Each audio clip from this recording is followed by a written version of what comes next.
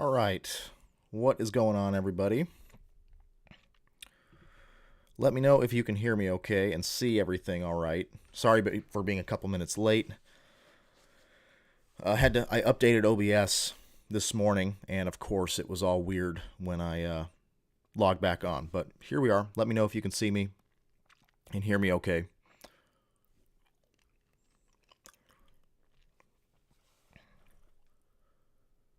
We will give folks a couple minutes here to come back in to filter into the stream here. Perfect. Sound looks good. So, yeah, we'll give folks a couple of minutes to filter in here to the stream. But, yeah, pretty significant winter storm is on our hands here for a very broad swath of the U.S. Not a ton of times in your life you'll see a winter storm like this. This is a pretty impressive winter storm across a very, very, very broad swath of the U.S. So this is pretty significant. Thought it would be worth talking about here. And so that's what we're going to do today. We're going to go a little bit into the meteorology of the setup. I don't want to focus too much on the meteorology of the setup because this is so impactful. I really want to focus on the potential risks with each type of winter precipitation, timing, the potential impacts and whatnot. So we'll talk a little bit about the meteorology, but I really just want to make sure everybody knows who's in, who's out, and what folks are likely to experience with this system, because it looks to be a doozy. One of the bigger winter storms we've had in quite some time. So, yeah, we'll wait another minute here and then we'll get started.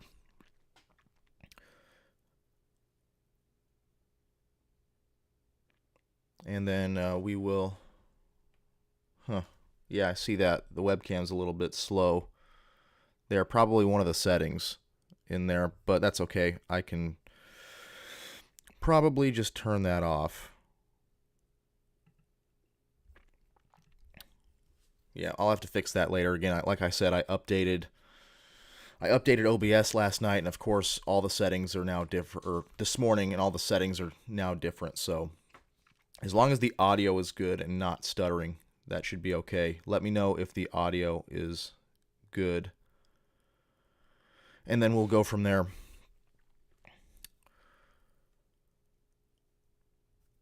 So, yeah, it's 10:05. We will go ahead and dive right in here. So, let's go ahead and start with the watches and warnings and advisories that are out right now. And again, as always, if you have questions, save them to the end of the stream. We will do a Q&A session toward the end of the stream. Perfect. Audio is good. So that is good. So I just took myself off the screen there. I'll have to go back and fix that. I did get a new mic, but a while ago. I've been using it for a while now in some of the videos. But yeah, I'm glad it sounds good. So here are the current watches, warnings, and advisories.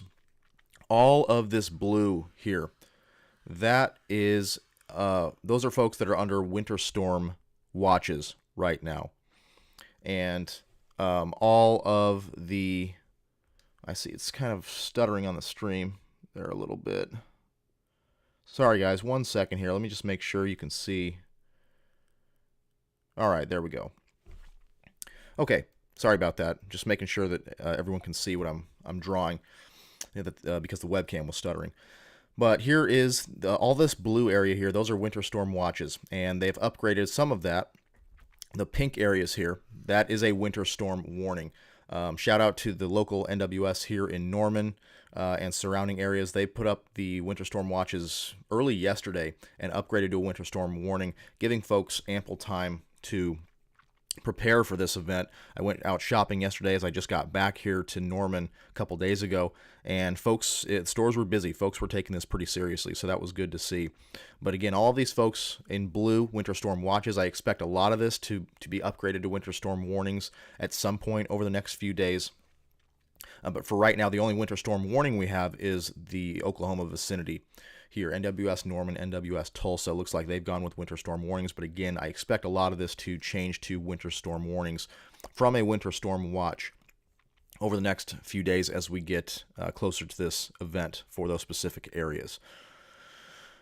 All right, let's talk a little bit about the meteorology here. Again, I don't want to spend a ton of time on the meteorology, as I want to focus a lot on the impacts with this case because this storm is so wide-reaching and so impactful. But let's talk a little bit about the science behind this case. So this is the 500 millibar pattern right now.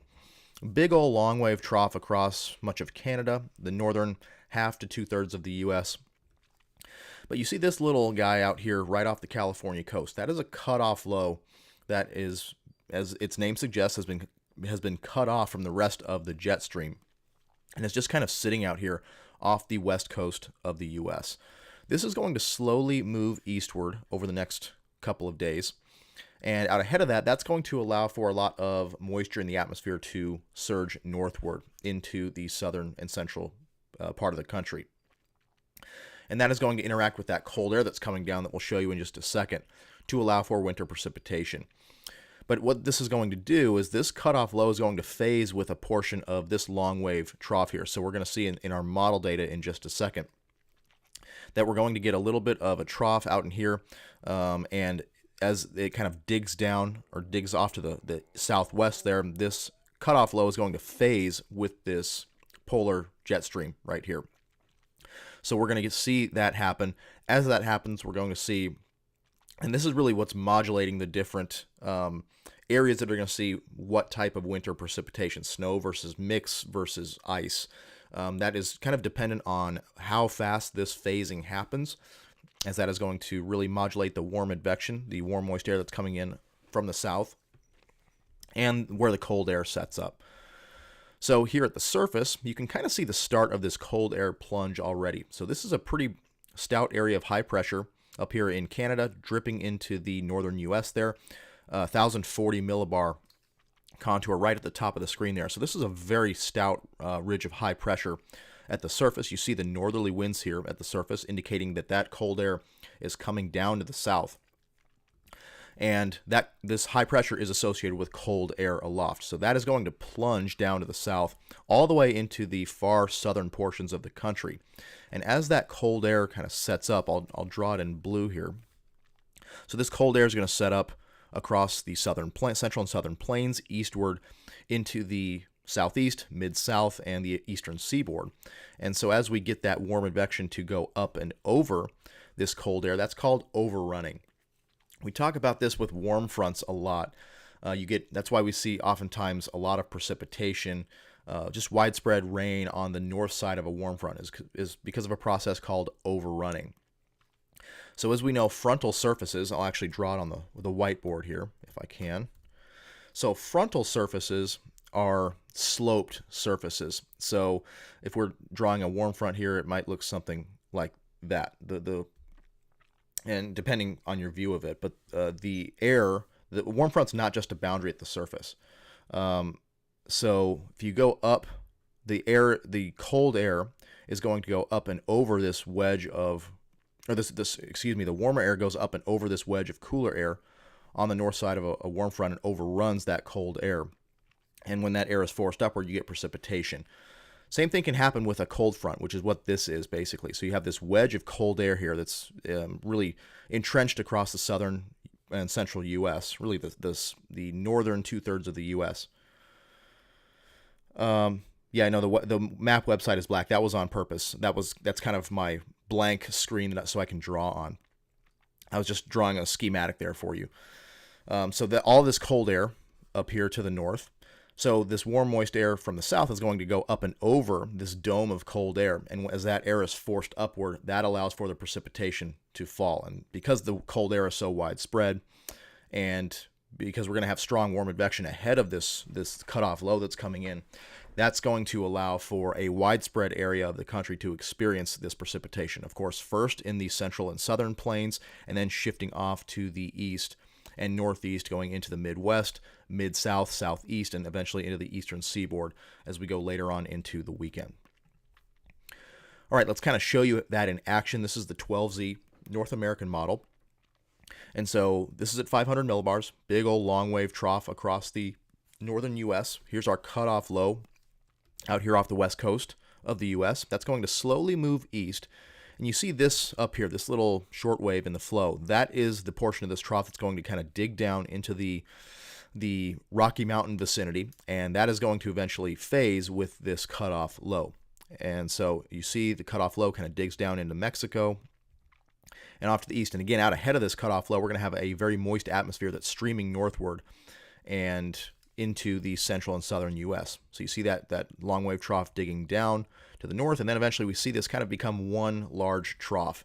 That is the phasing of this cutoff low with this trough. And again, how fast that happens, that's what's kind of dictating who gets a little bit of snow, who gets more wintry mix, who gets more ice. And we've seen things kind of waffling in the models the last few days. That has stopped a little bit. We've seen a little bit more agreement in the models over the last couple of days. So that's kind of helped us with what's going on here. So again, that trough moves east, warm air advection out ahead of that trough. But take a look at the temperatures here. So all these blues, pinks, and grays, that is a bunch of cold air up there in Canada and the northern U.S. That is going to very rapidly plunge down into the southern U.S. So those blues there, your freezing line's kind of right in here. And that is going to continue to sag southward into Texas going into tomorrow. This is through the day tomorrow, and then even further surging of that cold air to the south on Saturday. And you see a lot of the country entrenched in these very cold temperatures. Aside from the precipitation with this system, we're going to see very bitter cold with this system as the precipitation ends Sunday into early next week. We're going to see very, very cold air become entrenched across the southern plains and areas east and northeast. So that is going to be another hazard to watch. We think of the precipitation as kind of the main hazards with these systems. But the bitter cold is going to last into next week, and so that's going to be something to watch, and could be a significant hazard as well. Yes, the aircraft recon has been put into the models, so that's kind of what helped things out a little bit last night. I believe the 0Z run last night was the first model suite that got those OBS, and definitely thankful that we have those OBS from the Hurricane Hunters to help us out with this system. So again, that cold air is going to plunge down into the southern U.S. So all your cold air is here, and that warm air is going to go up and over that cold air, and that's going to lead to that widespread precipitation. Now, we're going to see very cold air at the surface in a layer at the surface, but how shallow that layer is and how warm the air is aloft is going to be key in seeing where that line between purely snow and then more of a mix and then ice is going to take place. And we've seen some shifts in that over the last couple of days, and that is going to be a little bit of something to watch here going into the next couple of days. We've seen the models start to depict the storm as a little bit farther north, and that is due to more of the phasing of that trough, stronger phasing, a little bit farther north ejection of the trough over the kind of ridge out here in the southeast, and so it ejects a little bit farther north. And that leads to a little bit farther north overall precipitation with this storm. So let's go ahead and take a look here at... that's probably enough of the meteorology here. We'll go into... Actually, let's show you the precipitation amounts here. So let's start with we'll go with the GFS. So just to give you an idea, some of these models are going to be a little bit different from each other, but this gives you the overall idea of timing, who's going to see what kind of precipitation, etc. So this is the precipitation type and rate, so that you can see here on the bottom, the colors correspond to different types of precipitation. So the greens and oranges, like you see here, that is purely rain. The blues going into the pinks here, that is snow, so the blue colors up there. And the red colors, that is the freezing rain or ice. And you'll see some of that as well. And then sleet is more of this purple color. So that is going to be that frozen precipitation that's not necessarily freezing rain, but it is those sleet pellets that refreeze before they hit the ground. So you see, we go through the day today. This is the latest GFS coming in as we speak. So starting tomorrow morning, this is at 18Z, so right about lunchtime tomorrow, we start to see some rain coming in across parts of Texas, maybe seeping into Oklahoma as well. Precipitation should be fairly light initially, and we may see some snow out here across the southern high plains. And then things start to shift into the winter precipitation. So I'll zoom in here to our southern plains sector. So again, onset of precipitation for the southern plains, Texas and Oklahoma. It looks to be late morning into early afternoon tomorrow. And then we start to see that changeover from rain to more of a wintry mix here. So the purple colors, that is your sleet. Whoops. Let's see if I can get that off. So that is your wintry mix right there. Those purple colors. And you see a little bit of ice as well in the reds there. So then we go forward in time, we really see an expansion of that, and then all this blue up here. So this is going to be Friday evening into Saturday morning, overnight Friday into Saturday. All this becomes snow. Oklahoma northward into Kansas and up there. And then this is our line that we're going to be watching. So this is the line between the snow to the north, purely snow in the blues, and the purples here are your mixed precipitation. So this is going to be sleet. I'll rewrite that. So that is going to be more sleet, and this is going to be purely snow up here. And then to the south, we're going to be dealing with some ice. So let me show you what we're dealing with here. So again, this is late night Friday into early Saturday morning. So let me take a sounding here from the snow. So before we do that, let's kind of review the different soundings for different winter precipitations. So on the left here is snow. And you can see that, so the red line is our temperature profile as we go up in the atmosphere, and the blue line is our dew point or moisture profile as we go up in the atmosphere. And we're looking at the freezing line here, so where that 0 degrees Celsius line is. And for snow, the entire profile is sub-freezing. So that precipitation remains frozen all the way down to the ground. For sleet, I'll draw on that 0 degrees Celsius line there, the freezing line. We have a warm nose aloft, so the temperatures go above freezing for a little bit of a layer, and then below that, they're sub-freezing. But there is a deep enough sub-freezing layer near the surface below that warm nose to allow the precipitation to melt as it goes through this above freezing layer, and then refreeze before it hits the ground. That's how we get ice pellets out of that. The most dangerous one here is freezing rain. So I'll draw that in here on the right. There's your freezing line. And you see with freezing rain, we have a much deeper warm nose. So a very deep warm nose and or a shallower sub-freezing layer near the surface. That allows the precipitation to melt as it goes through that layer of above freezing temperatures, but it doesn't have enough time to freeze again before it hits the ground. But the ground is frozen because it's been below zero or below freezing.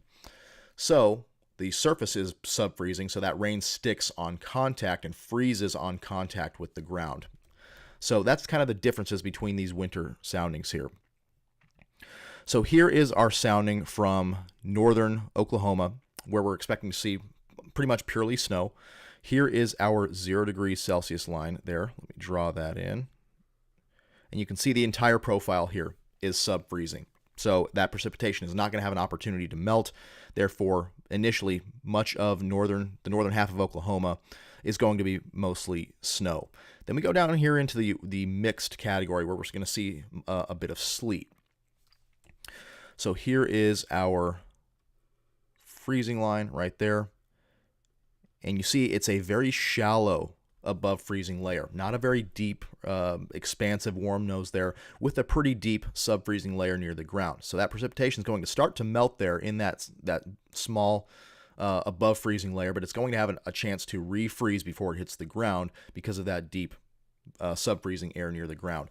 That is going to allow for ice pellets at the surface. So that is the difference there. And then as we get into the ice down here in parts of Texas, and that is going to expand northeast as we go through the weekend. Here's your freezing line. You see a much deeper warm nose here with a very shallow sub-freezing layer there at and just above the surface. So it's not going to have an opportunity to refreeze before it hits the ground, but the surface will be sub-freezing. So it's going to freeze on those objects and roads at the ground. So that's going to be dangerous. And again, don't take this with a grain of salt as far as location. We could see some shifts in this as we go forward in time, but we're going to have to wait and see where that sets up. And we could see some shifts as we go into tomorrow, but this is kind of what the NAM has right now. So you see that sleet comes through. Lots going to be ample sleet accumulations here across southern Oklahoma into North Texas, Dallas-Fort Worth area, kind of right on that line between ice and mixed precipitation, including sleet there. But we start to see some heavy icing, central Texas northeastward into the kind of Arklatex region, going into overnight Friday into Saturday morning. And then as we go into the following day, let me zoom back out here. We continue that. We might see a little bit of a lull for the southern plains, Oklahoma into much of Texas, North Texas, as we go through the day on Saturday before things pick up on Sunday with another batch of snow and sleet coming through overnight Saturday into Sunday. But let me zoom out here. Let me switch over to one of the other sectors here. So we'll go to the Ohio Valley sector. So again, this is one model. So again, take this with a grain of salt, but this is what we are. So, okay, I apologize here for the chemtrail comments. We're going to try to get rid of those. Yeah, sorry about that. Chemtrails are not a thing, guys. So here we go. The Mid-South sector. So you see most of the precipitation Friday is going to be in the southern plains. And then we shift going overnight Saturday or Friday into Saturday. We start to see that sleet moving into Arkansas, parts of Tennessee, northern Louisiana, northern Mississippi, with snow to its north, northern Arkansas, Missouri, into the Ohio Valley. And then that will continue off to the northeast with time. You see a lot of snow here to the north, mixed precipitation here, and then this band of ice is what perhaps may be the most dangerous thing with this setup. And that is what I think the biggest concern for widespread infrastructure impacts is. You see that ice becoming much more widespread going into Saturday afternoon into evening. This band of red right here focused from Louisiana into Mississippi. And again, this could shift north into southern Arkansas. We'll take a look at another model here just to show you. Northern Mississippi, southern Arkansas as well could be in on that icing. But the ice becomes much more widespread. You see a lot of ice there in the southeast. Mostly rain to the south for the southern half of Mississippi and Alabama, but that ice continues going into Sunday, overnight Saturday into Sunday. And you see another batch as we go into Sunday as well on the southern flank of that sleet line. So this is what I'm most concerned about for this event is the ice threat across the southeast. Again, northern half of Louisiana, southern Arkansas, northern and central Mississippi into northern Alabama, central Tennessee, and even northern Georgia as well. From Saturday afternoon through the day on Sunday. That is going to be, has the potential to be pretty crippling. And then let me show you the East Coast as well. So the East Coast states, the southern Appalachians, could be in for some significant snowfall. And so why that's going to be the case, let me go back to our maps here. So as we go forward in time here, let me pull up the GFS. So this phasing is going to happen, and the mid-level flow increases out ahead of this trough going Saturday into Sunday. You start to see some of those stronger winds approaching the southern Appalachians there. That is going to lead to some pretty significant frontogenesis in the mid-levels here. So I don't believe the NAM or the GFS has frontogenesis here on COD.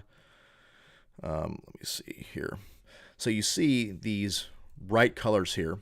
This is a product called frontogenesis, and this basically just means a strengthening of the temperature gradient, and that leads to a stronger temperature gradient leads to stronger upward motion, and so we're going to see a potential for really heavy snowfall rates to focus where this frontogenesis is maximized. So that's going to be the southern Appalachians area, Virginia, eastern Kentucky, kind of that vicinity, going up into the northeast, up into kind of DC, New Jersey area. Very heavy snowfall rates are possible as that frontogenetical response moves off to the east ahead of that mid-level trough and that fronto there. So we could see some very significant snowfall accumulations up here. And that is going to take place mostly Saturday into Sunday. So here you see Saturday afternoon. That snow really starts to come in, sleet to the south across Tennessee and into the Carolinas. And then we go into Sunday, And you see all of this heavy, heavy snow kind of focused right there, eastern Kentucky into West Virginia, into the northeast, prolonged bout of snow there with some sleet to the south. And where this line, the freezing line aloft may start to creep north a little bit, and so we could see some of that sleet start to mix in with some ice as well. And the ice threat is going to be significant also out here across this portion, just to the south of this heavy snow. We're going to have a phenomenon called cold air damming happening. When you have a tall mountain range, and I've got a graphic for you here, when you have a tall mountain range like this, like the Appalachians, you can get this cold air to kind of dam up against it, and it just kind of sits there as a dome of cold air, and it really can't do anything. But once the warm air can rise up and over this dome of cold air, and as it rises, you can get a lot of that precipitation to happen. And of course, we have warm air aloft up here, cold air down here. So when you have sub-freezing air down here dammed up against the mountains, that's going to lead to that melting precipitation aloft, and it freezes right as it hits the surface because this cold air is usually fairly shallow. And so that's going to lead to a significant freezing rain threat for areas just on the east side of the Appalachians as well. So here, eastern Tennessee, Kentucky, you see a lot of ice there across the Carolinas, eastern Tennessee, West Virginia there. So that is going to be a threat as well, where that cold air damming takes place. And then things move out finally on Monday, some lingering snow showers there on Monday before we get rid of this system. And then very cold air comes back in its place. All right, so let's take a look at some of the impacts here. So this is the Winter Storm Severity Index from the Weather Prediction Center. You can see the different categories here on the right in this chart. So we're looking at minor impacts, minor inconveniences to daily life, nothing too impactful. Then we go to moderate impacts. Expect disruptions to daily life, hazardous driving conditions, some closures may be possible. Major impacts, the red color, considerable disruptions to daily life, dangerous or impossible driving conditions, widespread road closures, and infrastructure disruptions, including power outages. And then extreme impacts. Here, that is the highest level of impacts. Extremely dangerous or impossible travel, widespread closures and power outages, life-saving actions may be needed. So this is the 72-hour, or this is the day 1 through 3 outlook. So through Sunday morning, the impacts for what regions are likely to see what impact. So you can see a broad region here in the orange expecting moderate impacts. So hazardous driving conditions, some closures and disruptions there within that. But these red areas, so you see this band here from Oklahoma eastward into the Ohio Valley, that's likely due to the heavy snowfall there. Major impacts expected. And then the ice down here across the from central Texas northeastward into the southeast. You see some of those extreme impacts as well. They're across northern Mississippi. And again, that could change, but that is where we're expecting to see the heaviest ice there. From the Arklatex northeastward into northern and central Louisiana, southern Arkansas, northern Mississippi, into southern Tennessee, and then eventually out there toward the Carolinas, northern Georgia as well. Some of those extreme impacts as well. So that is going to be the most impactful thing with this setup is the ice down here, no question. Of course, heavy snow is going to be a problem as well, but the ice could lead to some long-term infrastructure interruptions, and including power outages that may last for days or even weeks, depending on some of the ice totals we see. And we'll take a look at some totals here in just a second. This is a little bit of a refined map of what we just saw, and we can see in kind of a 24-hour period who is expected to see the impacts first. So again, your chart here is on the right. The reds here, those are your highest impact areas. So you start to see in the 24-hour period ending Saturday afternoon. So from Friday afternoon to Saturday afternoon, the greatest threat's going to be down here from kind of the Dallas-Fort Worth area northeastward into the Arklatex and southern Arkansas, and then up here from Kansas down into the northern half of Oklahoma, including OKC and Tulsa. Those are expected to be the greatest impacts starting from Friday afternoon to Saturday afternoon. Then those impacts start to shift off to the east. Very heavy impacts here. And this is the chance for at least moderate impacts. So those disruptions to daily life and those some of those closures there. So you kind of see the bifurcation, the ice down here to the south and the heavy snow up here to the north, and then extending into the Eastern Seaboard there. So a lot of folks expecting to see moderate, at least moderate impacts from this. And then we go toward major impacts, and you see we have quite the amount of people who are highlighted in this. So we go Saturday, from Saturday into Sunday, that heavy snow is really prevalent there. Those impacts from heavy snow really prevalent across the southern plains, and then ice down to the south as well. So lots of folks expecting to see very significant impacts with this. All right, let's look at some forecast totals. So these are the latest forecast totals, starting with snowfall for the U.S. This is from the National Weather Service blend of models. So you can see the scale here on the right. So these orange and yellow colors, that's kind of your 6 to 12 inch range there. And you see this is the 72-hour accumulation from this morning to 12Z Sunday. So that's going to be Sunday morning at 6 a.m. Central Standard Time. Broad swath of very heavy snowfall in here. 6 to 8 inches within this orange color. Some spots expecting to see locally higher amounts. And then again, that heavy snowfall out there in the southern Appalachian area into the Eastern Seaboard could be the area where we see the highest snowfall as that frontogenesis takes place there. And then let's take a look at some ice accumulations. Again, this is what I'm most concerned about. Looks like some new data is available. So let's go ahead and look at that, see what the latest run shows here. So pretty much the same. Here is the ice accumulation. So this is going to be, so here's what I'm most concerned about, is you see the purple colors there. The scale you see here on the right. So those purple colors above 3/4 of an inch of ice accumulation, with those dark purples above 1 inch of ice accumulation. That is going to be extremely crippling. And you see that is maximized across northern Louisiana, kind of East Texas, northern Louisiana, up into the northern half of Mississippi, northwest Alabama, southern Tennessee. At this point, that could change. It could shift a little bit farther north. It could shift a little bit farther south. But again, in this area, above 1/2 to 3/4 of an inch, some areas above an inch of ice accumulation from that freezing rain. That is going to lead to extremely crippling impacts there. And also this area out here, northern Georgia, far western North Carolina, northwest South Carolina. Another spot where we could see accumulations through Sunday morning above 3/4 of an inch of ice. And this is, again, not even the full storm. This is just through Sunday morning. We will continue to see these impacts extend into the day on Sunday, going into Monday as the system trails off. So this could be very crippling. You see even back here where the reds are, above 1/4 of an inch of ice, that is likely to lead to some pretty significant disruptions as well. Central Texas in that area as well, where we could see upwards of 1/2 inch of ice out there, the Texas Hill Country vicinity, shifting northeast. But that main ice corridor looks to be from the eastern Texas area northeastward into the mid-south there, with some locally higher amounts as well. We could see, 1.5 inches possibly in some of these areas where we get the heaviest freezing rain to occur. So very concerning look here across the region for ice. Widespread power outages likely, falling trees, dangerous travel conditions expected. So this looks to be, and going Sunday into Sunday through the day, we might see some ice up here as well in this corridor, beyond what these maps are showing as well. So pretty significant. We'll show you some exceedance probabilities here. So this is the probability, the percent chance for us to see, this is snowfall, so for us to see at least, let's go 6 inches of snow. Your scale there is on the right. The darker blues indicate higher probabilities. And you see there, going through Sunday morning, the highest chances of snowfall above 6 inches exist there in southern Kansas into northern Oklahoma.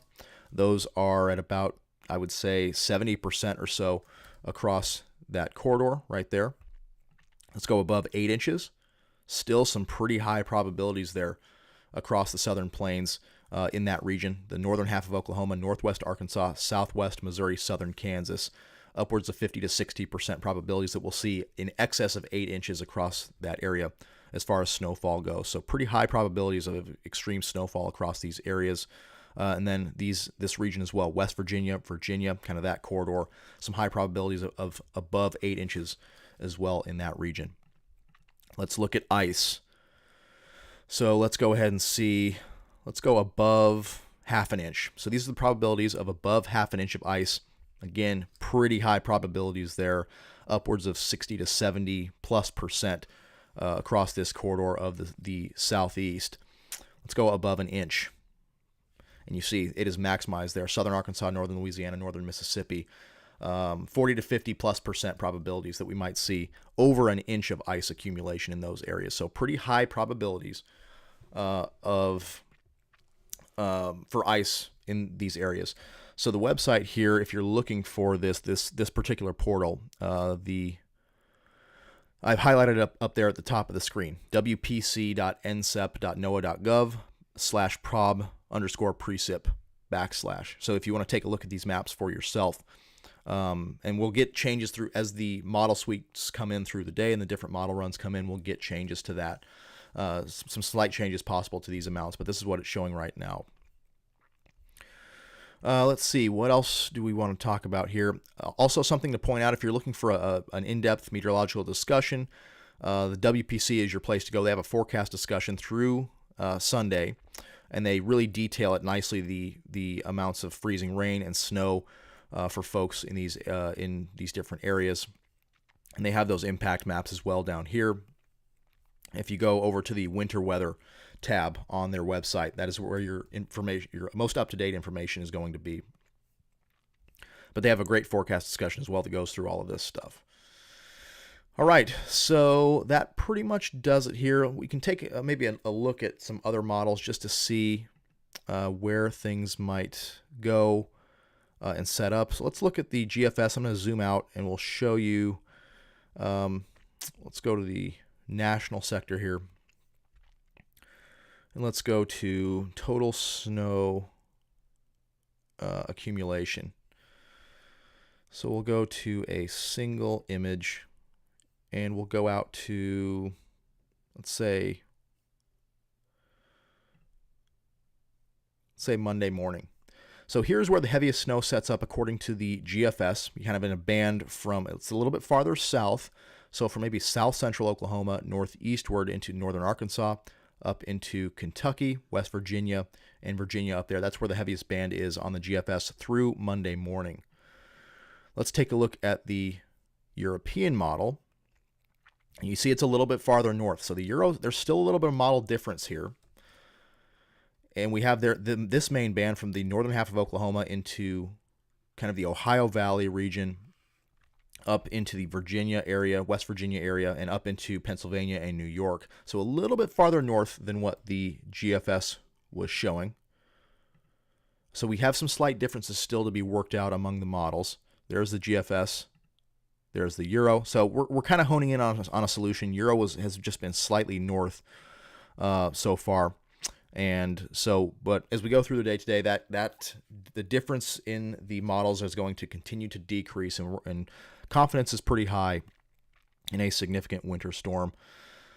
So so here, as we've been talking, the Little Rock office is upgraded to a winter storm warning. I expect this to happen with a lot of these offices. These winter storm watches will be upgraded to winter storm warnings through the day today and into tomorrow. But nonetheless, a very widespread winter storm is on tap for this system. Again, just to kind of reiterate some of the timing. First, Friday, we're going to see precipitation in the form of mostly light rain across Texas and Oklahoma, shifting into more mixed precipitation and snow going into Friday afternoon and evening. That ice will set up across central Texas northeastward Friday night into Saturday, and we'll see heavy snow to the north of that with some mixed precipitation in the middle, and then things will shift northeast through the weekend as well. So that is going to wrap things up here. Please take this seriously. We'll do questions here in a second, but I just want to say this winter storm is not one to mess with, especially for folks from Texas northeastward and the southeast where that ice is expected to set up. That is going to be pretty impactful and could be crippling. So definitely stay alert. Hopefully you've gone out and got your supplies, non-perishable foods and such, and you have generators out there, as it's going to be pretty significant there. Heavy snowfall to the north as well for a lot of these areas from kind of northern Oklahoma into Arkansas, Kansas, Missouri, eastward through the Ohio Valley, up into the central and southern Appalachians, and up into the northeast. Heavy snow likely, and then where that ice sets up could be pretty crippling as well. So, all right, we'll take questions now. Let's go ahead and take some questions Forecast discussions from Mobile and Tallahassee mention a possible severe threat. What are your thoughts on this? So that's a good point here. So I'll show you that we do actually get surface cyclogenesis. So we get some moisture to creep into the southern U.S. there going into Sunday. This is Sunday morning. And you see a little bit of a warm sector down here across Mississippi, southern Alabama, Louisiana, to the south of where that snowfall is going to be. Here's your frontal zone right there. And with the dynamics in play, that certainly could be something to watch. We may see some heavy rain and perhaps some stronger thunderstorms down there to the south.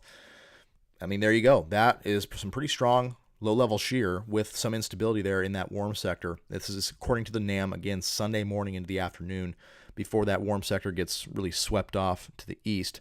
So that could be something to watch, definitely. Could be a low-end severe threat. We'll have to see how this plays out. The NAM is usually pretty aggressive with this, but that is pretty impressive-looking wind profile there. So with some instability. So we'll have to watch that for sure for the southeast on Sunday. Okay, let's see. Lots of folks saying, asking about their particular areas. I would definitely refer to this map here. This is where the warnings are out. If you're anywhere in the blue or pink right now, you need to take this seriously. And again, a lot of these areas will turn to pink, which is a winter storm warning here in the next couple of days. Indiana, southern half in that winter storm watch, so looks like some snowfall is possible for the southern half of Indiana. How's Newport, Tennessee going to look?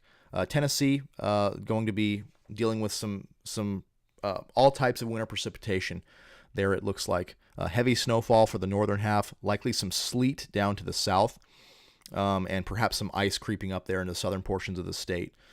I don't exactly know where Newport is in Tennessee, but I would prepare for all types of winter precipitation. And we can actually look at the different, we can click on these. So this is going to be NWS Nashville there. So they're saying for their winter storm watch for Middle Tennessee, 6 inches of snow possible with locally higher amounts, ice accumulations over half an inch possible with some sleet mixed in as well. So certainly would prepare for all winter precipitation there. Let's see. What about the track the low takes off of Delaware, and how much could we see or not see?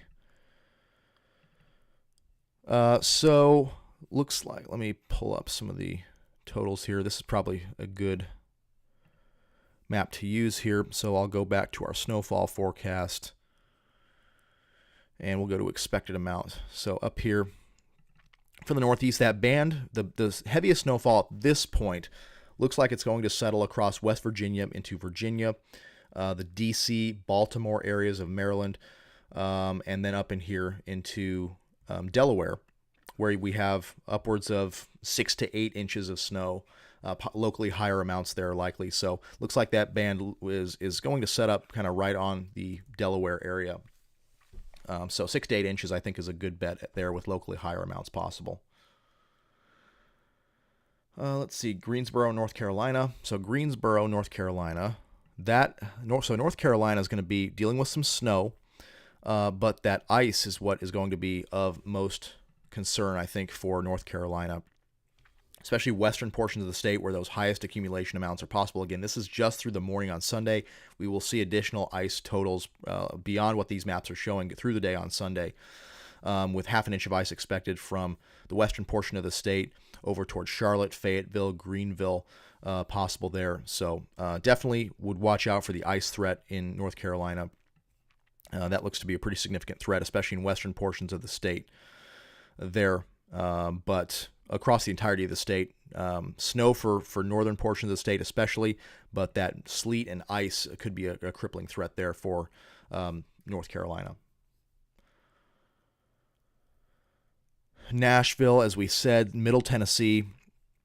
Nashville's kind of right on the line of the heaviest ice. Looks to maybe be just to your south through Sunday morning, but heavy snowfall is likely there. So I would expect a wintry mix there with some heavy snow, maybe some sleet mixed in, and some ice possible there as well.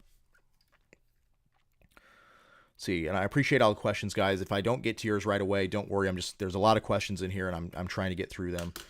So be patient. I will get to it here. We're going to answer all the questions that we can. Small potential for tornadoes and severe on the 25th. Yep, as we just said, possible low-end severe threat there. We'll have to just watch that on Sunday as we get as that gets closer.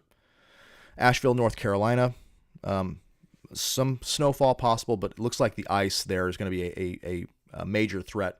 Mixed precipitation and ice with half an inch accumulations, quarter inch or greater accumulations possible just off to your west. Some of the highest accumulations from this particular model suite are in place. Let's see. I see a super chat in here. Die Hard for Big Blue. Very much appreciated. I'll get to this super chat first. Very much appreciate the support there. Concerned about family traveling from Wilmington to Fayetteville, North Carolina. Planning to leave 3 p.m. Saturday. What is the latest she could still travel safely? So that is a good question here. So I think best way to look at this might be through our precipitation type. So we'll zoom in here, and so we'll see. So 3 p.m. Saturday is going to be kind of cutting it right on the edge. This is 3 p.m. Saturday. You see that ice and sleet moving into western portions of the state, and then it kind of encompasses the state on Saturday through the day. So, I would say if she can do it in the morning on Saturday, that's probably going to be the best, the safest. We could see some changes in timing as well. So to give a little bit of buffer, I would say the morning, late morning is probably a good, the latest, I would say, just to be on the safe side there. But yeah, that's kind of my thoughts on that. And at least that's what this particular model shows. That's the NAM. We'll look at the GFS here real quick. And it kind of has the same sort of story, moving in by about mid-afternoon. So I would say late morning is probably the latest I would go there, just to be on the safe side. All right, and again, thank you very much for the super chat there. Okay, let me get back here. Louisville, Kentucky, lots of heavy snow likely there. I'll go back to our page. So Louisville, Kentucky, definitely going to be more of a snowfall threat there for Louisville. So kind of right on the northern edge of where that heaviest band is, 8+ inches possible for Louisville. Little Rock, likely to see some snow. I do think Little Rock will see some snow, but I think mixed precipitation is going to be your best bet. A lot of sleet there with some snow as well is going to be the main threat for Little Rock. But definitely could see some snow, a couple inches or greater with some sleet mixed in. Austin, Texas, ice threat, more of an ice threat down there. And we'll just have to see where that freezing line goes, but we could see some ice, over 1/10 of an inch of ice possible for Austin through Sunday morning. How far out do you trust the NAM for winter? It's more aggressive with the warm nose's extent. The NAM does really well with cold air surges, so I tend to like it for winter weather threats, so I do think that it does a decent job. It's more aggressive with the warm nose's northward extent than even the Euro on Sunday. Again, we're still seeing some of those differences in the models. So we'll just have to kind of see, maybe even tomorrow morning, what things show. But I do trust the NAM pretty well far out for these cold air setups, as it does really well with cold air. Springfield, Missouri, 8 to 10 inches or more. Yeah, Springfield, Missouri looks to be in that heaviest snowfall band, so definitely looks to be 8+ inches possible there. I think that's where the heaviest snow might set up, that Tulsa to Fayetteville kind of Springfield corridor. Springfield might just be on the northern edge, 6 to 8 inches maybe there, but could see some locally higher amounts. If this band shifts north at all, we could see that heavier snow move up there. Let's see. Magenta spot in New York. Yeah, so you might be talking about this. So heavy snowfall, looks to be maybe sort of a lake effect type deal right off the Lake Ontario there.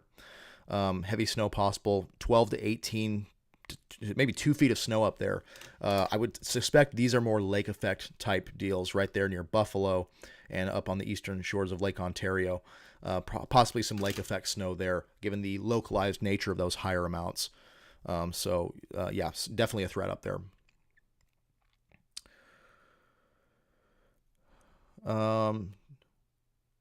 Do we know what's causing the wedge stretching up to Kentucky on Sunday? I've noticed this mostly happening with the Euro and the NAM. Is this a model error? We've seen it on multiple runs now. So let's see. Not exactly. I assume we might be talking about the cold air wedge. Let's see.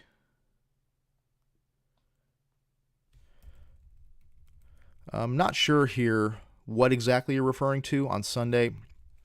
But basically, this is just where the freezing line is going to set up. So that mix of sleet down here to the south, snow to the north, and ice. Kentucky's going to kind of see all three. Northern portions more likely to see purely snow. Southern portions, snow and sleet, or mixed precipitation, including sleet and ice there.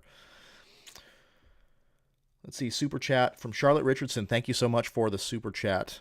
Very much appreciated. St. George, South Carolina. You let me know what we were looking at. Let's see here. So let me go back. So let me look up St. George, South Carolina. Sorry, I'm not too familiar with the geography out there. So you're more south central portion of the state.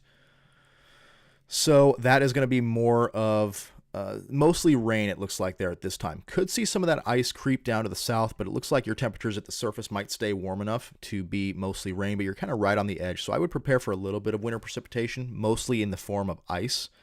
But I think it's going to be mostly rainfall there for any type of precipitation, but certainly be prepared for winter precipitation. So couple more super chats here. Spring ENSO predictions. Yes, thank you for the super chat from Holland. Very much appreciated for the super chat. Yes, spring tornado forecast coming in late February. Another super chat here. The Elot Matt. Thank you very much. Can you go over Eastern Virginia Beach area? So Eastern Virginia, likely going to be a mix here. Heavy snow. Possible for the northern portion of the state there. Down by Virginia Beach. Could see some snow, but maybe some mixed precipitation there. Looks like they don't have much ice for that area, but could see a little bit of ice there. You might be right on the ocean, so you might not quite get to sub-freezing temperatures near the surface there. So that might be why. And this is, again, through Sunday morning, we could see that shift east. So I would prepare for all types of winter precipitation in Virginia Beach in more of a mixed type fashion there. So thank you for the super chat. Hopefully that answers your question. Let me kind of find out where I was here. And again, guys, there's a lot of questions in the chat, so just be patient. I'm trying to get to all of them, and we will stay for as many as we can here. Let's see. When does it start? As we said, Friday morning for the Southern Plains, and then it shifts off to the Northeast through the weekend.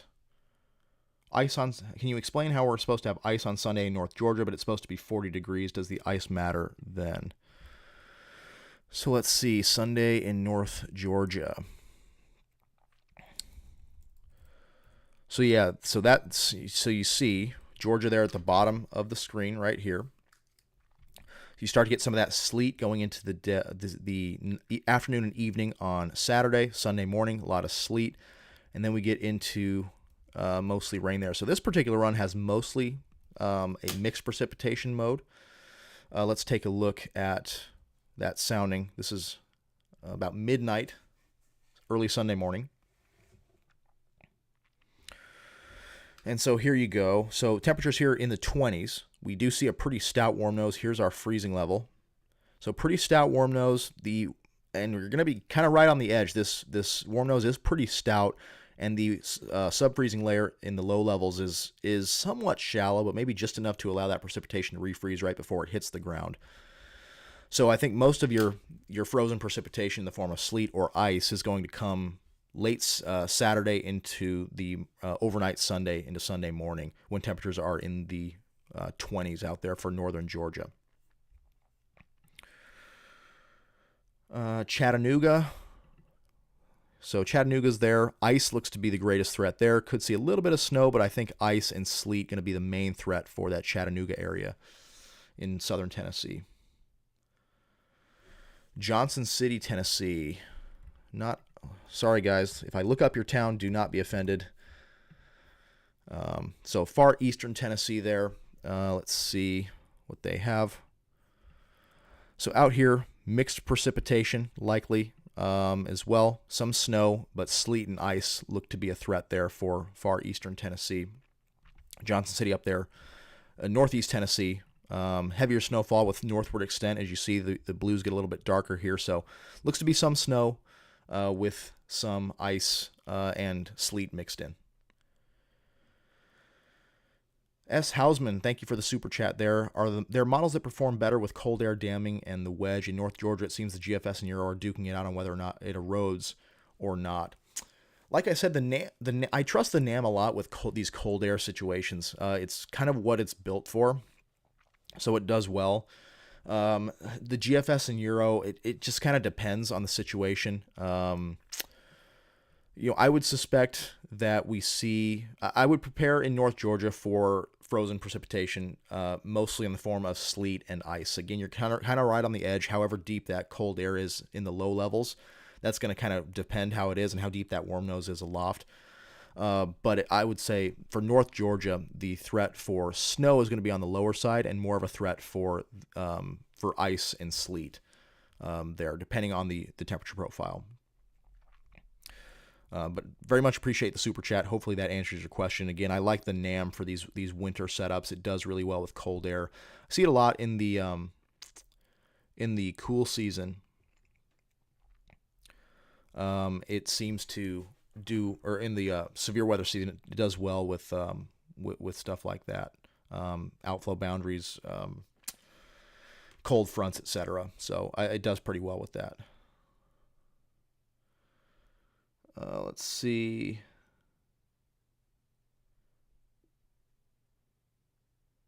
Amory, Mississippi.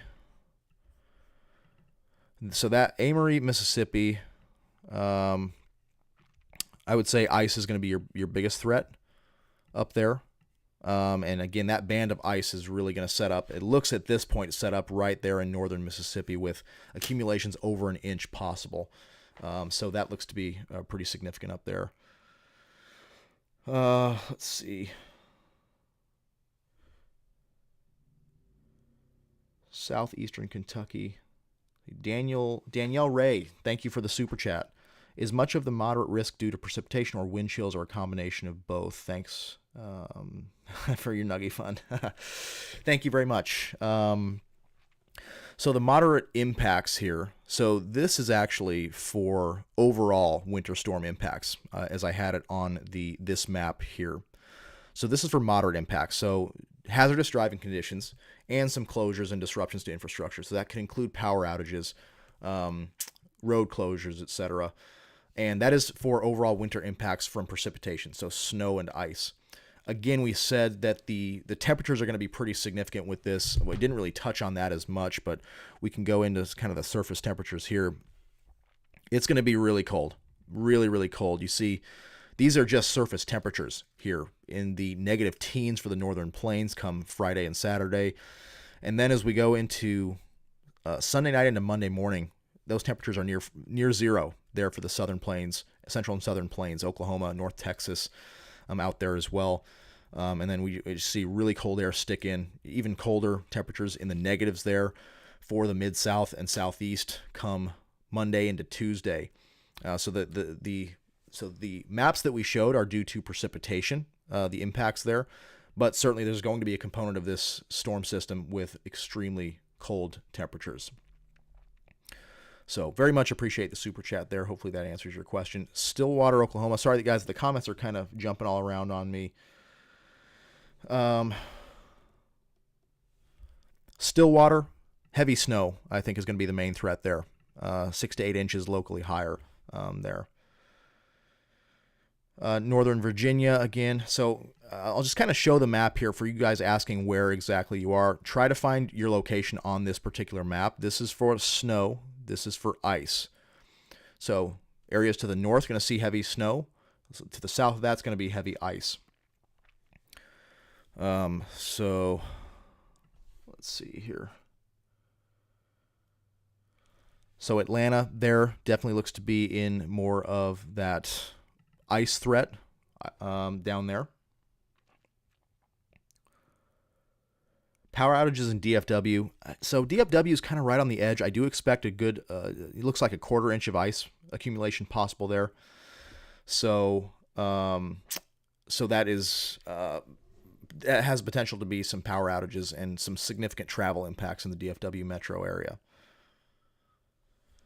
South Carolina upstate. So yeah, so snow again, snow better threat north, but I think South Carolina mostly sleet and ice there. Western North Carolina mountains different from Eastern North Carolina. Yeah, it looks like the heaviest ice accumulations through Sunday morning out in Western North Carolina, but the entirety of the state could be dealing with ice through that time. In the Appalachians themselves, so it's going to be kind of uniformly across. Heavy snow north, ice to the south. There it looks like.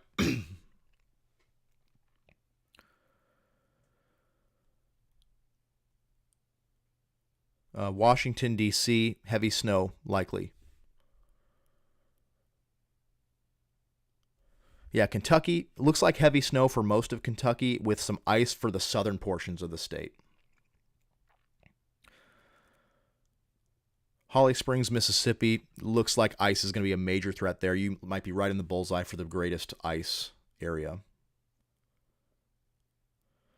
Do you think there's a small tick south and the cold wedge will make it to Macon, Georgia? So, yeah, I would prepare for it for sure. Looks like that ice line for now is just to your north, but any little change to the south could bring ice there. But it looks like mostly rain for that area. See some questions for Virginia. Looks like ice, again, heaviest snow possible for the northern 2/3 of the state with some pretty significant accumulations possible above a foot of snow there north of Lynchburg. 6 to 8 to 10 inches possible there for the northern half to 2/3 of the state with some ice possible for the southern tier of the state, including Richmond could get in on the ice there as well.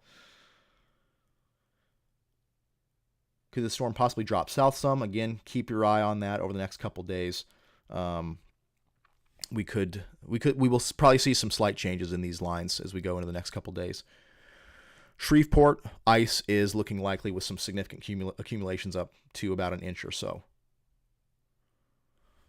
Georgetown, South Carolina. Yeah, guys, the specific location questions are a little bit tough, given there's just so many of them. So, South Carolina, northern portions of the state, some snow with ice there as well for the northern 2/3 of the state.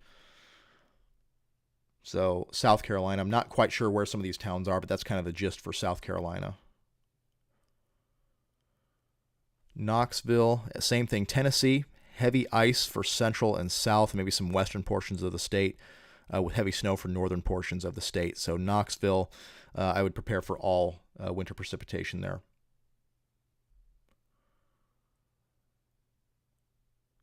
Johnson City, Tennessee, we went over that earlier. Prepare for all types of precipitation there, of winter precipitation there.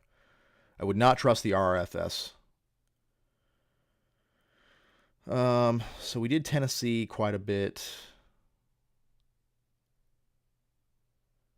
Again, South Carolina, ice, northern 2/3 with some snow for the northern portion of the state. Not a ton of accumulation there.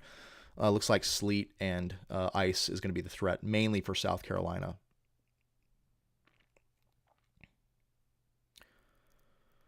So apologies if I haven't answered your question yet. I'm trying to here.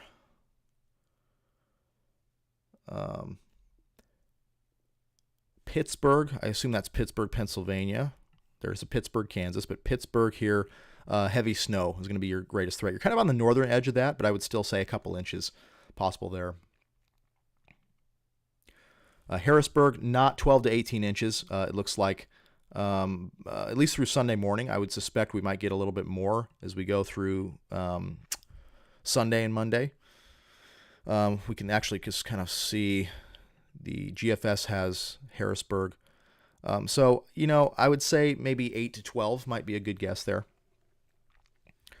And then Pittsburgh, we will see a little bit more than that. Kind of the same for Pittsburgh, kind of the entirety of Pennsylvania, maybe in that 8 to 12 range for now.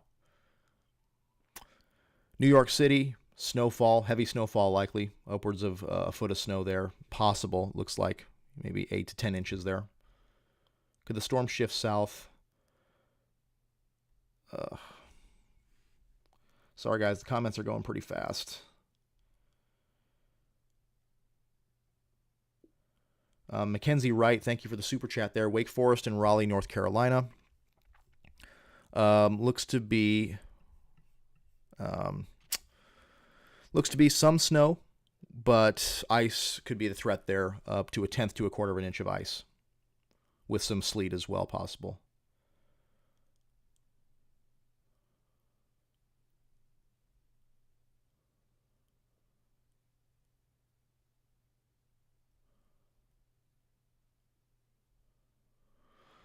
Okay, let's see here. Again, a lot of you guys are asking about specific locations. So they are getting a little tough to answer here. So, I'm just going to give some broader answers here. Dayton, Ohio, I see. So Ohio looks to be more of a snow risk up there. A couple inches to maybe 2 to 4 inches up there through Sunday morning. And then maybe some more as we go on into Sunday and Monday. So maybe a total of, 8 inches or so up there in the Dayton area.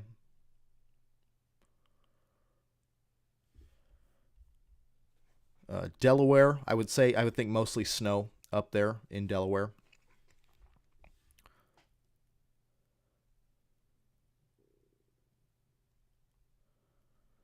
Raider 7575, thank you for the super chat. Very much appreciated.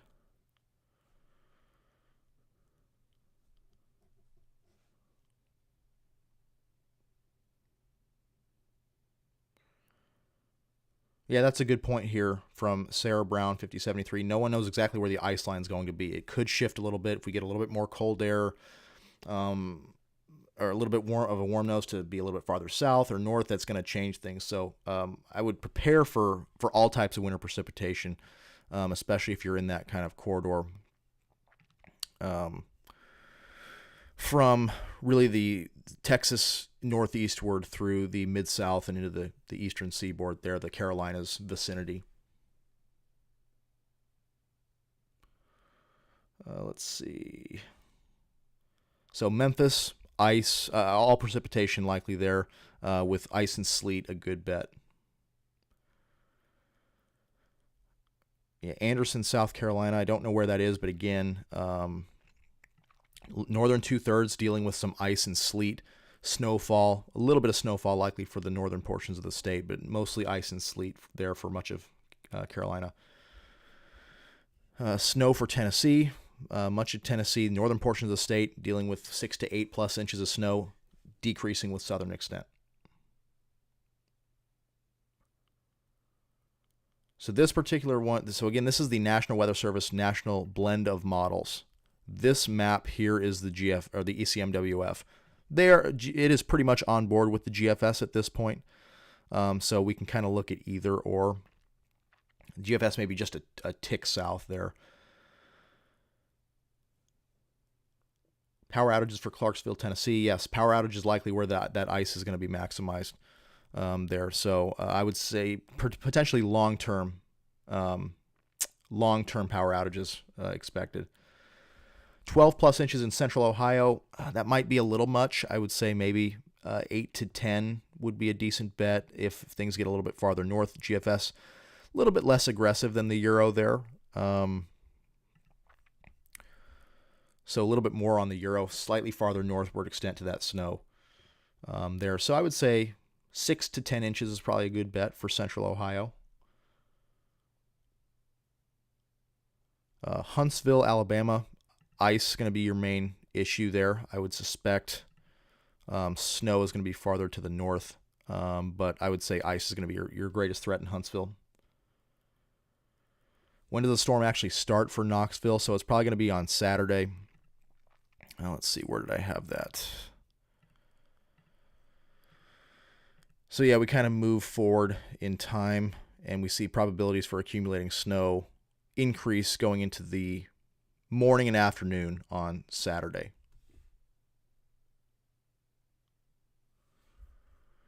New Jersey, snow, going to be your biggest issue there, I would suspect. Yeah, looks like pretty heavy snow for New Jersey, 8 to 10 inches there.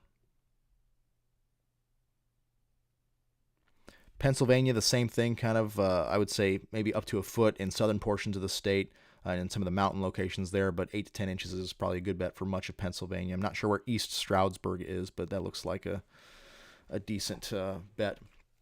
Southern Middle Tennessee, heavy ice is likely there. That's kind of the northeastern extent of that greatest threat area for ice. Coleman, Alabama, kind of right on the line. I would prepare for some ice and sleet possibly. Snow is going to be to your north, but I think you might see quite a bit of rain with maybe a change over to sleet and ice at some point. Flights out of Charlotte Sunday morning. Maybe a little dicey. I would think that might be a little bit on the dicey side there.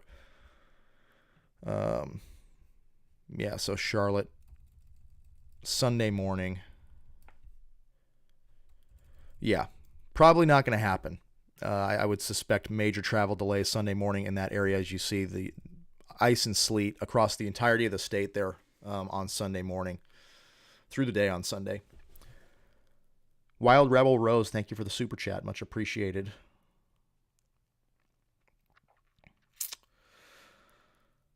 Dallas, I would prepare for some ice and sleet, maybe a little bit of snow, but a good bet that you're going to see some mixed precipitation there in Dallas, up to a quarter inch, maybe even higher of ice possible.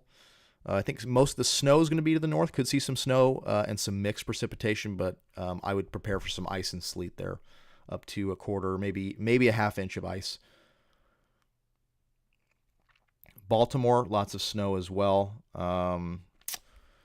Looks like that snow band is kind of going to be aimed right at the Baltimore area.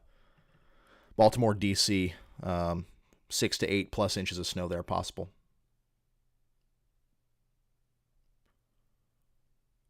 Let's see. Do gradient wind gusts look to be concerned with areas of heavy ice? I don't think so. I don't suspect that will be a concern there.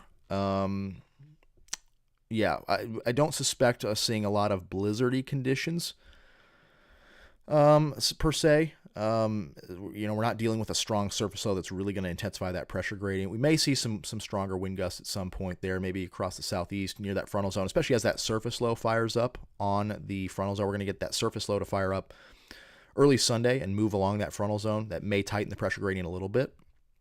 So maybe a little bit of wind gusts there for the southeast into the mid-south, but I don't suspect that's going to be a major issue.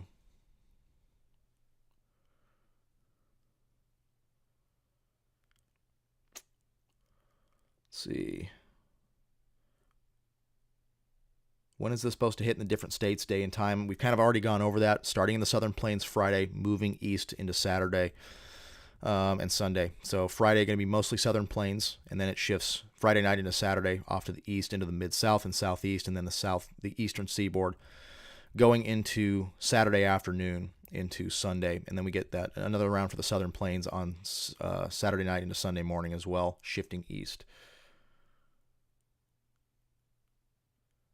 What are the predicted temperature differences in the HODO images that relates to the snow and ice on one side and low chance for tornadoes on the other? So I assume you're seeing the sounding here.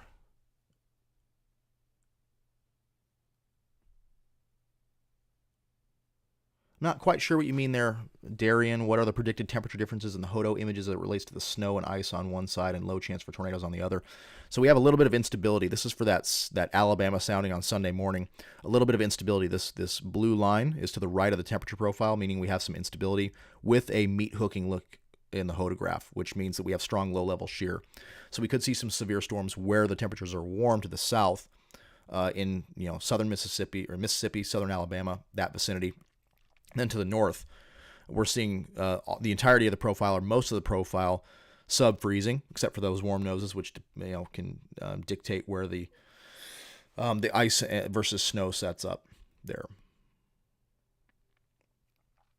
Milwaukee, Wisconsin. So that is going to be very cold up there. I would say mostly cold with a little bit of snow possible through Sunday morning, but it's going to be just very, very cold. I think that's going to be the main threat.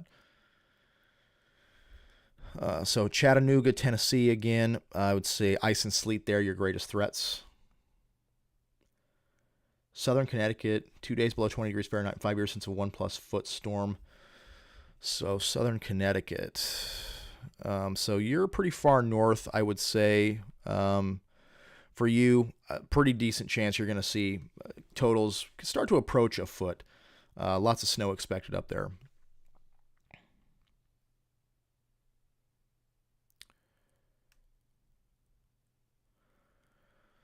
So Coleman, answered Coleman just a bit ago. Western Pennsylvania, heavy snow up to a foot there. Lexington, Kentucky. Let's go back here. So Lexington, Kentucky, going to be snow is your greatest threat. Heavy snow there. 8 to 12 inches of snow possible there. How come the SPC product is very conservative compared to the Euro and even the GFS? So if we're just showing this is just one model. This is not an ensemble. It's just one particular model run. The blend of models takes into account a bunch of different models and kind of averages them out. So it kind of averages out if one model is super high, a super ceiling scenario, and one doesn't show much at all, it kind of averages that out. And so you're going to see a little bit more conservative totals here with these maps. And I would trust this a little bit more than just these one-off runs. But these can give you still a decent picture of what you might see. Pickles Von Bryan, thank you for the super chat. Very much appreciated. Thoughts on snow totals for Westchester and New York City. So let's see, and actually we can go to the let's go to the GEFS. So this is more of a, this is probably a better look here. This is a mean. So this is an ensemble model, and you're still seeing some of those high totals. So for New York City area, ensemble showing about 8 to 10 inches or so there of snow. So yeah, travel is going to be pretty significantly impacted there Sunday into Monday, I would suspect. So you may want to postpone going back there on Monday. Samson the Smoke, very much appreciate the super chat. High Point, North Carolina, forecast and power outages. Sorry, let me look up where High Point is. Okay, it's up there by Winston-Salem. So northern North Carolina, some snow possible, but ice and sleet going to be a threat as well. Let me refresh the page here. It looks like there's some new data. And again, sorry guys, I'm trying to get through all these questions as I can. There's a lot of them, for sure, and I definitely appreciate all the questions here. So northern North Carolina, up to 1/4 inch of ice possible there, with some sleet, I think is your biggest threat, with some power outage threat if that ice becomes a little bit more widespread. Let's see here. See some other super chats. Justin, Kathy, 123, thank you very much for the super chat. Milwaukee, Sarispi, thank you for the super chat. We just went over Milwaukee. I think the main threat up there is going to be just super cold temperatures, more so than winter precipitation. Maybe a little bit of snow for you, but I would say just cold temperatures. Robert Vermillion, thank you very much for the super chat. Very much appreciated. I enjoy your discussions. Thank you very much. Always appreciate your support. Always enjoy seeing your comments on my videos. Downtown Dallas, you think more sleet or freezing rain? It's a tough question. Dallas is kind of right on that line. of what that line, that freezing rain to mix might be. You see, you're kind of right on there. As things have gone, I think you'll see a both. I think mostly rain through the day on Friday, then Saturday night, or Friday night into Saturday, you'll start to see some sleet mix in with some ice, and then ice becomes widespread, at least on this particular model, the GFS. This is afternoon Saturday. Dallas kind of right in that ice area, which is the red color there. So I think you'll see both. I suspect Dallas will see a decent bit of icing, but I do expect some sleet as well. So regardless, I think some travel impacts and infrastructure impacts can be expected for Dallas. So thank you very much again. Very much appreciated.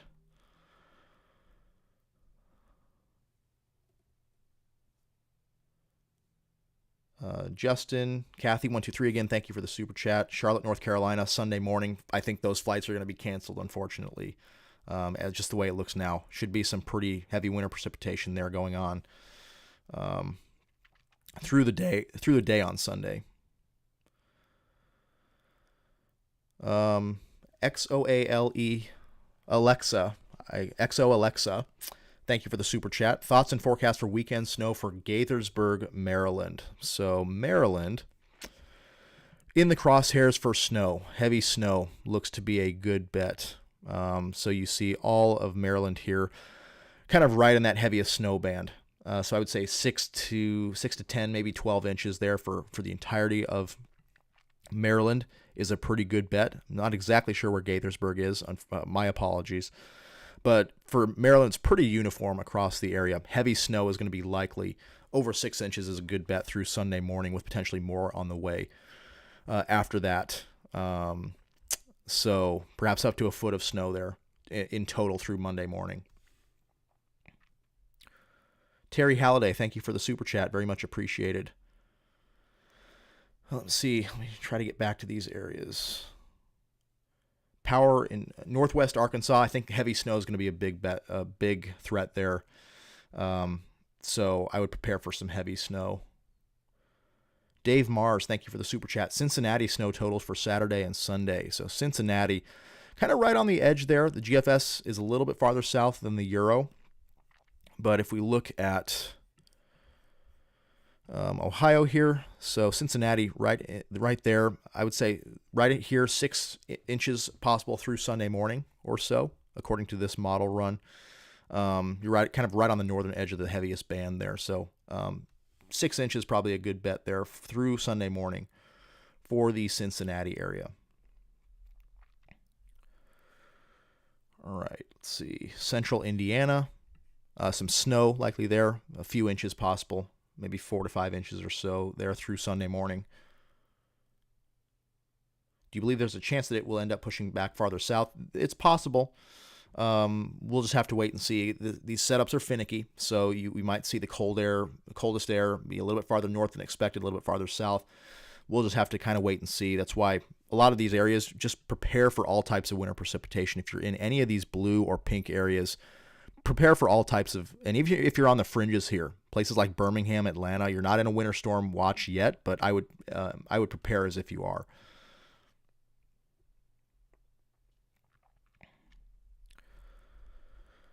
Okay, let's see. Tulsa, heavy snow likely there for Tulsa, mostly purely snow there. That looks to be in the heaviest corridor for snow, northern Oklahoma, northwest Arkansas.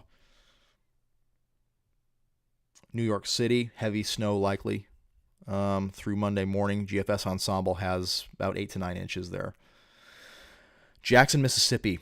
Ice should be the main threat there. You are far enough south to where you might be a little bit spared from the greatest ice threat, but I would prepare as if you're going to be in that ice threat. Jackson, kind of right on that line, just to your north is where that heaviest ice is expected to set up, but you may see a little bit of ice as well. I think mostly rain for Jackson, but we could see a change over to sleet and or freezing rain at some point. Searcy, Arkansas, freezing rain. I would suspect you'll get quite a bit of snow from this, but sleet and maybe some ice is possible as well. Northeast Alabama mountains, ice as a good bet there, I would say. Ice and sleet. Ice accumulation around Nashville through Sunday morning. tenth to a quarter of an inch, it looks like, with maybe a little bit more on the way through Sunday.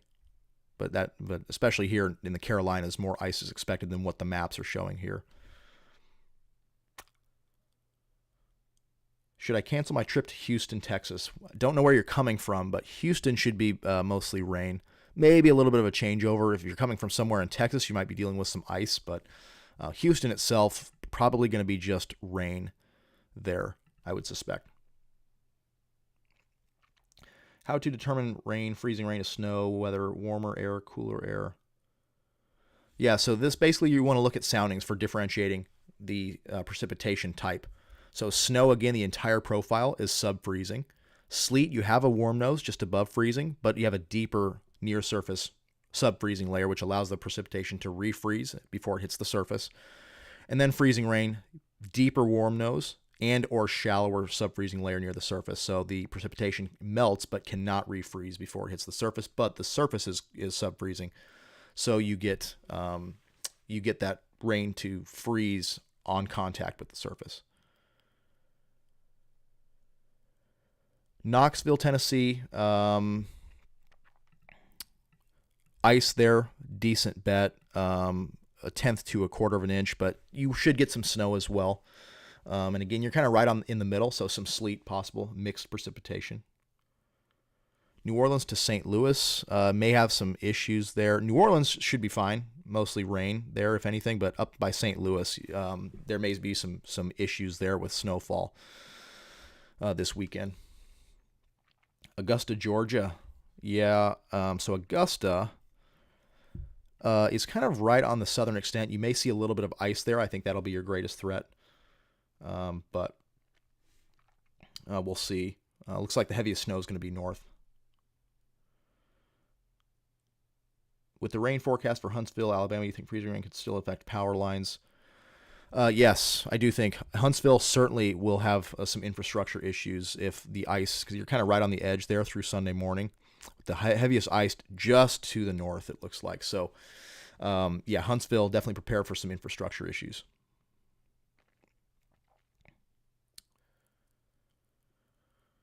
All right, guys, let's see. Jackson, we've covered Jackson. North Carolina, again, here's North Carolina. More ice than this likely through the day on Sunday. I would say everybody's going to get in on some ice here. Western portions of the state for sure. But I think everybody's going to get in on some ice in North Carolina. Atlanta, ice storms versus just rain. So Atlanta, I would expect some changeover to freezing rain at some point. It looks like that's a decent bet for Atlanta. North Carolina coast, yes, I do suspect there will be some stuff for the North Carolina coast. Freezing rain, I would say, is probably going to be the precipitation type there. Sleet and freezing rain through the day. You'll be kind of right on the edge, maybe, at least according to the GFS, late Saturday into early Sunday. Ice to freezing rain, and then maybe changes to rain again on Sunday as that low kind of moves up the coast. So you would suspect some winter precipitation there for the North Carolina coast. South Carolina, ice and sleet, your best bet. Can you explain the dangers of sleet followed by freezing rain? Is that going to take place with this event? Yes. Locations could get both sleet and freezing rain. The dangers are going to be similar because sleet, if it accumulates, is kind of just like a layer of ice. It's going to lead to very significant infrastructure issues. The ice more so on the power lines and falling trees, but the roads, sleet and ice definitely lead to very dangerous driving conditions there. New Orleans to St. Louis Saturday evening.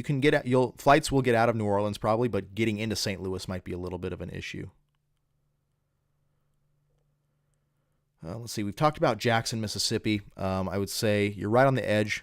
Mostly rain, but with a changeover to some ice possible there at some point. But I think mostly rain for Jackson. Heaviest ice will be to your north.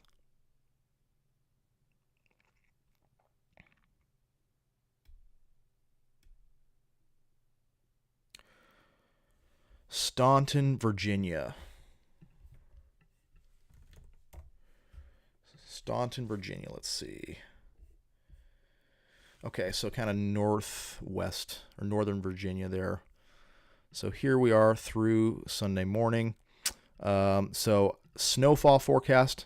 Heaviest amounts look to be just north of Lynchburg. Staunton's right there, very close to where the heaviest amounts are. So I would say 8 to 12 inches, a pretty good bet, with possibly some higher amounts there for that region.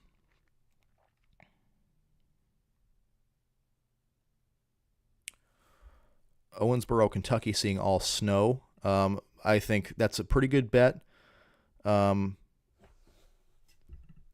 would say, yeah, the Owensboro area probably gets all snow there, 6 to 8 plus inches. Ice looks to be farther south.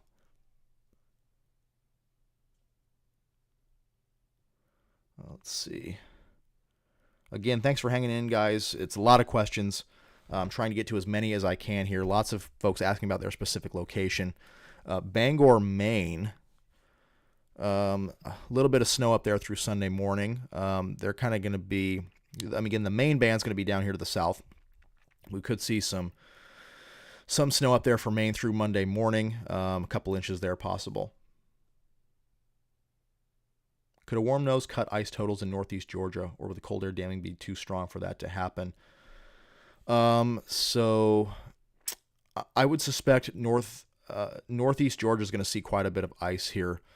I think both processes are going to be at work. You're going to have that cold air damming. That's going to be very stagnant there. Plus some warmer air aloft. That's going to be pretty stagnant there as well. So that's going to lead to a pretty stout warm nose aloft, shallow cold air at the surface. So that's going to allow for some pretty significant freezing rain for the northeast quadrant of Georgia. Let's see.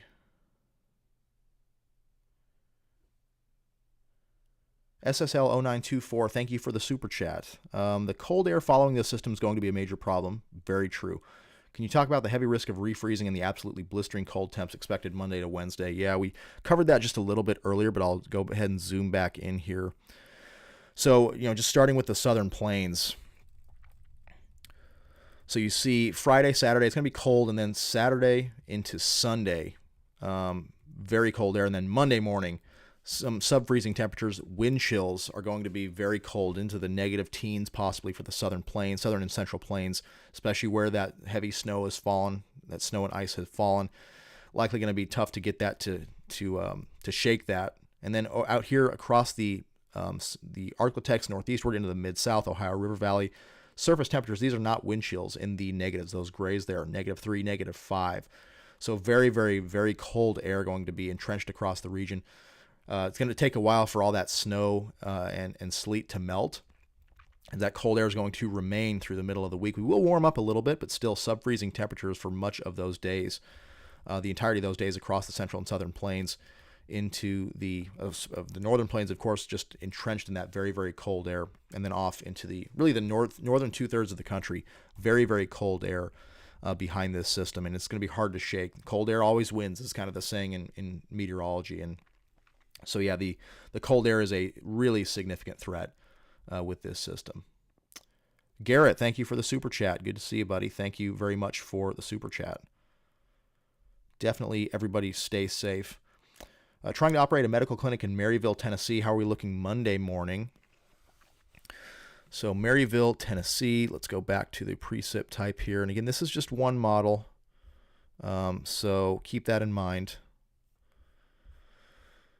But let's see, precip type. All right, so Monday morning, things should start to move out Sunday night into Monday morning. So Monday, we should be free and clear of winter precipitation for all of Tennessee by Monday morning, but it's going to be very, very cold, as we said, with a lot of that snow and sleet still on the ground. So travel could be pretty dangerous still Monday morning, and it's going to be very cold, but the falling precipitation should be done by Monday morning.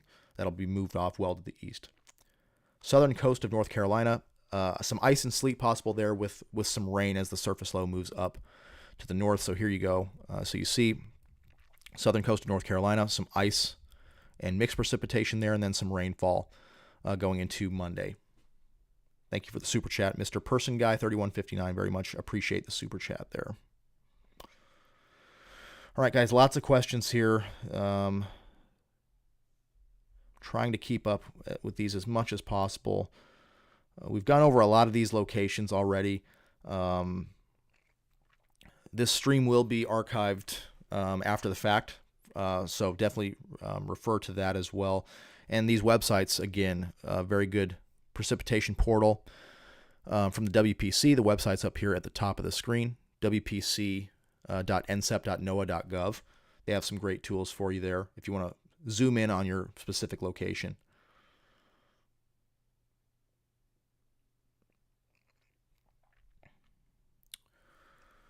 Let's see. So yeah, I'll just kind of zoom back out here to the map. We have, again, now winter weather. Winter storm warnings have been added for southern Missouri now, southeast Kansas, in the last few minutes since we've been talking. So that will continue. This trend for winter storm warnings to be outlined will continue. For northern Alabama, we have an ice storm warning that is in effect now. That is new since we've been streaming. Ice storm warning for northwest Alabama. Midnight Friday to 6 p.m. Sunday. Accumulations up to an inch of ice, snow and sleet up to an inch, and ice accumulations between 1/4 to 1/4 of an inch or so. And then a winter weather advisory up here.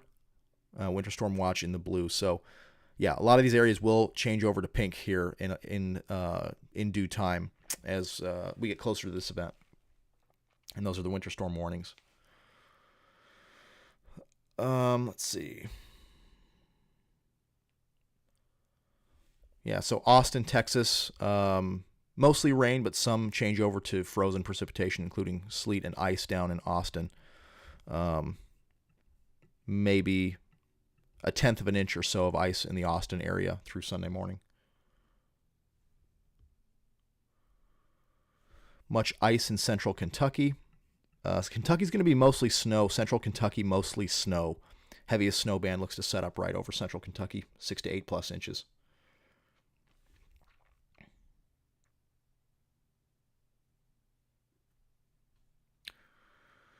Let's see, Toledo, Ohio.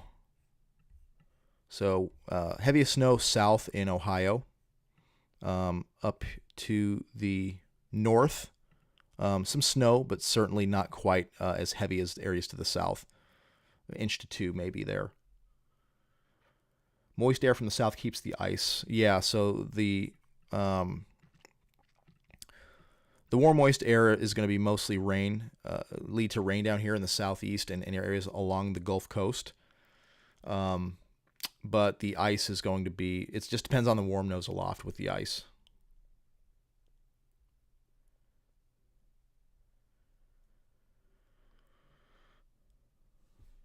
Lake Lanier area of Georgia, not sure where that is, but again, ice is going to be most likely for the northern and northeastern portions of the state. Anywhere south of about Macon to Statesboro, would suspect that it's going to be mostly rain. Atlanta, Athens, Augusta, up toward northern portions of the state, Gainesville, greatest threat for snow and mostly ice there, with ice that could be crippling. Middlesex, Massachusetts, mostly snow up in your area, up to maybe 6 to 8 inches up there, according to the GFS ensemble. Washington, D.C., we've already gone over that. Heavy snow, most likely. Same kind of as for Massachusetts there.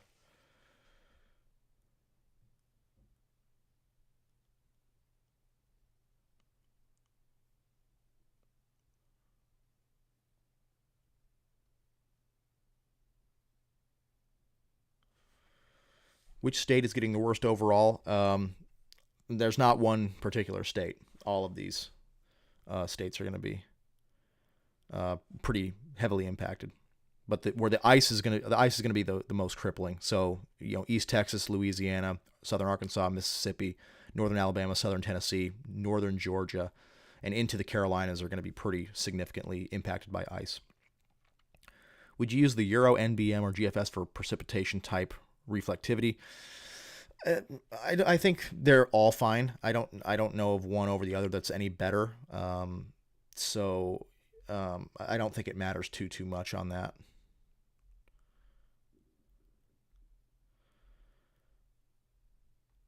Let's see. All right, so we're gonna kind of wrap it up here, guys. I still see a lot of questions on specific locations. So definitely refer to these websites. You have the WPC, the precipitation portal, wpc.nsep.noaa.gov. There at the top, you see here's just the plain WPC site, and go over to winter weather, and they've got all these tools for you to look at: the forecast discussion, winter weather map, probabilities for impacts, etc. So there's going to be your main source for specific locations, and your local National Weather Service office. Definitely something to keep an eye on there as well for the most up-to-date information. Why is Apple Weather not trusted? Yeah, it's not good. They don't use very accurate predictions there. I would use be much more apt to use National Weather Service predictions. They come directly from the source, and they are going to be the most accurate.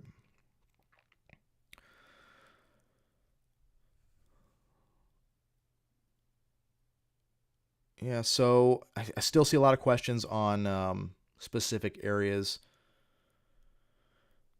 So I'll kind of just go over a broad view here. I appreciate all the questions, but it's just tough to get to all of them, every specific location. Power outages on the large scale, for sure, not just localized, especially where the ice is the highest. So again, here, we'll just go to the GEFS. So this is the snowfall through Monday morning. Your greatest batch of snow is going to be here from the Texas Panhandle in through northern Oklahoma to northwest Arkansas, maybe southwest Missouri. That's going to be a really focus point for heavy snow. And then also in the central to southern Appalachians. So eastern Kentucky, West Virginia, northern Virginia into Maryland, the D.C. area, southern Pennsylvania, likely to be a focus for heavy snow there. So the entire band there from the Texas Panhandle into the northeast, going to see heavy snow. But those two areas, northern Oklahoma into northwest Arkansas and vicinity, and then the Virginia, West Virginia, eastern Kentucky, southern Pennsylvania, Maryland area is another focus for the heaviest snow. So that is for snow. And on the southern fringes of this band, it's likely to be more of a mixed precipitation mode. So that's going to be southern Oklahoma, north to north central Texas, northern Louisiana, southern to central Arkansas, northern Mississippi, Tennessee, into the Carolinas. Mixed precipitation, including snow, rain, sleet, and freezing rain. That is going to be the most likely thing there. And then we'll see for freezing rain accumulation. This is just from the GFS. We don't have an average here, unfortunately. But you see where the GFS has the band of greatest ice accumulation, which is going to be the most crippling with this event. So kind of north central to central Texas, the hill country, northeastward through northern Louisiana and central Louisiana possibly. Western and northern Mississippi, possibly, and this may be a little bit far south. The GFS, the Euro is a little bit farther north, I believe. They don't have freezing rain on here. Let's see if the ECMWF has. They have it, but it's paywalled on here, unfortunately. So I'll just use the precipitation portal for ice. So again, ice is going to be the most crippling.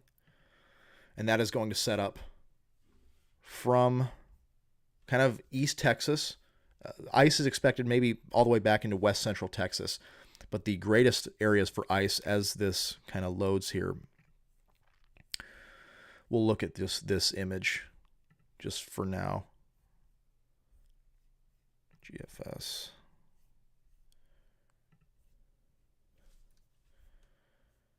So here is the GFS. So I would suspect anywhere close to these areas may receive the greatest amount of ice. So that's going to be maybe kind of tightening up the gradient here as well a little bit. So the greatest threat for ice is going to be in that kind of eastern Texas to northern Louisiana, western and northern Mississippi, southern Arkansas area into southern Tennessee, northern Alabama. That's going to be the greatest threat for ice, at least initially. Shifting over here, pretty much a bullseye there over northeast Georgia. The potential for over an inch of ice there as well. So snow to the north, mixed kind of in the middle, and then ice down here is going to be the main threat in these pink and yellow. areas. So again, go to the Weather Prediction Center website, wpc.ncep.noaa.gov, for local information. You can go toward your, you can get some of these maps and they will zoom in on your particular area. Looks like this one's having a little bit trouble loading. Probably a lot of people using the WPC site right now. So sleet is going to be kind of that mix that we talk about here. So if we go to if you go to any model and you go to precipitation type, the purple colors here are going to be your wintry mix. Or at least on this model, the red is the wintry mix, purple is ice. If you go to pivotal weather, I believe that the red is ice. But you will get all these sites have precipitation type on their models, and so you can just look at it through there. So on pivotal weather, the blue is snow, purple is the mixed precipitation including sleet, and the red is mostly freezing rain. So we're going to wrap things up here, guys. We've already been going about 2 hours or so. I appreciate everybody tuning in. I appreciate all the super chats and all the questions. Again, I know there's still a lot of questions in chat about specific locations, but definitely use these sites to your advantage. Your local National Weather Service. Follow them on social media. They'll be posting updates through the event. Go to your local National Weather Service office website. So you can just Google search, for example, NWS Norman. You can go there and it'll be kind of the first result, weather.gov/your identifier, county warning area identifier, and then they'll have a lot of these graphics and the forecast there for and you can actually click on the map and see your local location. So if you wanted to see Oklahoma City, you get your 7-day forecast for then, and you can see hourly forecasts and whatnot and there. So I would look at that as your main source of information. Again, they'll be on social media. The Weather Service offices will be on social media as well. And then the Weather Prediction Center has these great maps that you can use for your, you can zoom into and see the impacts. So the winter storm severity impacts page there. And then the precipitation portal, if it loads. I'm sure a lot of people are going to be using it over the coming days. So it might be a little bit slow, but that was a great tool that we were using through this live stream. So again, this is one last look at the watches and warnings right now. Everybody in blue is in a winter storm watch, and I suspect a lot of these areas, as we've already seen during this broadcast, will be switching over to pink, which is winter storm warnings through the coming day or two. So definitely, if you're in or near any of these blue or pink areas, hopefully you are prepared. This is not a winter storm to mess around with, and so please stay safe, stay off the roads if you can. Especially for folks in the areas of ice down there from East Texas northeastward into the Eastern Seaboard. The ice is going to be pretty significant, and that could lead to some widespread, long-lasting infrastructure issues, including power outages, fallen trees, etc. So definitely hope you are prepared. Stay tuned to those places that we mentioned, Weather Service offices and the WPC, for the latest up-to-date information on this threat. And also the bitter cold behind the system as well. Could see some really incredibly low wind chills across this swath of the country as well, beyond just the winter precipitation. So stay safe out there. Thank you to everybody for watching and for your support. And if you have any questions, you know where to find me. This stream will be archived going in for eternity, so you can go back and reference this as needed. And I'll be posting updates on my social media pages through the event as well. So with that, thank you all for watching, and we will see you next time. Stay safe out there.